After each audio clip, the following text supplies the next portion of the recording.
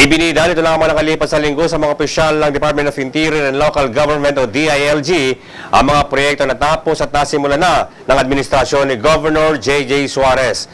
Kabilang sa ipinagmalaki ni John Rodolfo, Executive Assistant ng Gobernador, ay ang mga pagbabago sa ibinibigay na serbisyo ng Quezon Medical Center. Bukod sa pagkakaroon ng supply ng gamot, ay nagkaroon din dito ng mga bagong equipment. Ipinagmalaki naman ni Obed Gao, Provincial Agriculturist, ang mga nasimulan ng proyekto may kagnayan sa pagsasaka at pagpaparami ng isda sa karagatang sakop ng lalawigan. Personal na nagtungo dito sa lalawigan ng mga opisyal ng DILG mula sa Region 4A, kaugnay ng sinagawang evaluation ng mga ito para sa Seal of Good Housekeeping. At yan po yung rasyonal kung bakit isinilang ang Serbisyong Suarez para sa kalusugan ng Quezonians. Ano ba ang sinasabi at minamandato ng ating konstitusyon?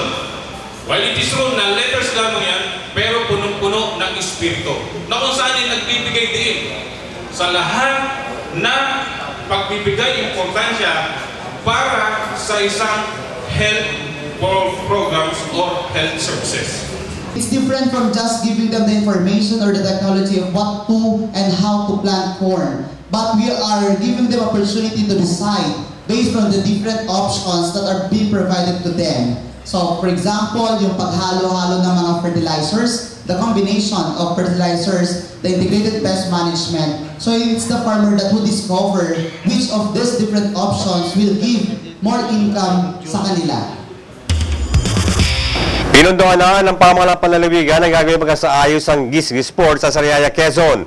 Ito lamang nakalipas sa linggo ay formal na pinasinayaan ng proyekto na pinangunahan ni Governor J.J. Suarez, Bukal Romano talaga, Bong Talabong at mga opisyal ng bayan ng Sariaya.